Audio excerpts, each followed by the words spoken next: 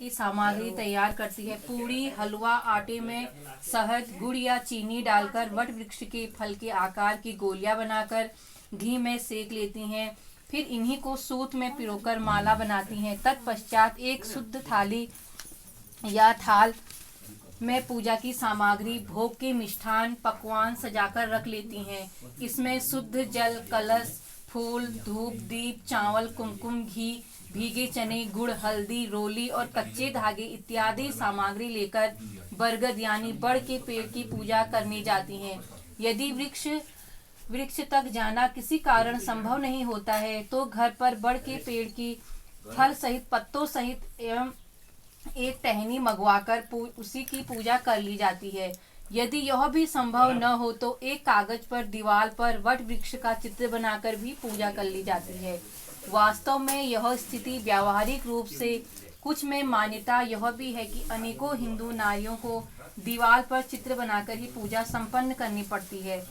इस क्रिया से व्रत का प्रभाव जरा भी प्रभावित नहीं होता, क्योंकि व्रत श्रद्धा, विश्वास, आस्था, नियम, निष्ठा से जुड़ी हुई स्थिति है। बड़ सायंत या बट सावित्री व्रत पूजन विधि। वट वृक्ष पर जल चढ़ाकर जल से प्रक्षालित वट के तने पर रोली के टीके लगाए जाते हैं। चना, गुड़, चावल, घी इत्यादि चढ़ाने के लिए लाई गई सारी सामग्री चढ़ा दी जाती है। वृक्ष के नीचे घी का दीपक जला दिया जाता है।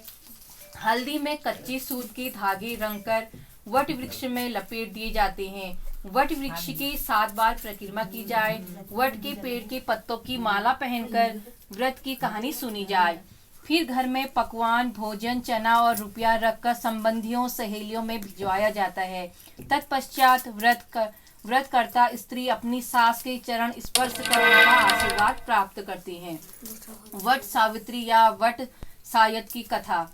प्राचीन काल की बात है। मध्य प्रदेश में अश्वपति नाम की परम ज्ञानी राजा थे। उनकी दीर्घकाल तक संतान न होने के कारण दुखी हुए राजा ने अपने राज्य के सब विद्वान, ज्योतिष, ब्राह्मण, पुरोहित आमंत्रित कर एकत्रित किए।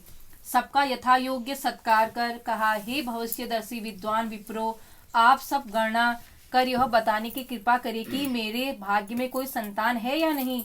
तत्काल राजा के प्रश्न का उत्तर देने के लिए विद्वान ज्योतिषों ने अपनी अपनी ज्योतिष गणनाएं प्रारंभ कर दी। कुछ समय सब गंभीर होकर राजा की ओर देखने लगे। राजा ने कहा, आप लोग संकोच त्याग कर सच्ची बात कहिए।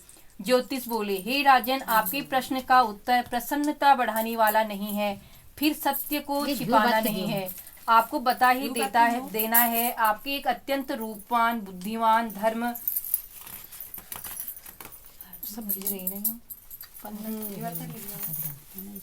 परायण कन्या उत्पन्न होगी। इसके अतिरिक्त वो भी अपने विवाह के 1 वर्ष बाद विधवा हो जाएगी। यह विधि का विधान है। ज्योतिषियों की भविष्यवाणी सुनकर राजा बहुत दुखी हुए। वे कन्या और अपने राज्य की भविष्य चिंता में बहुत दुखी हो गए। कालांतर में राजा के एक कन्या प्राप्त हुई। वह समयानुसार बचपन व्यतीत कर युवा हुई और विवाह योग्य आयु की हो गई।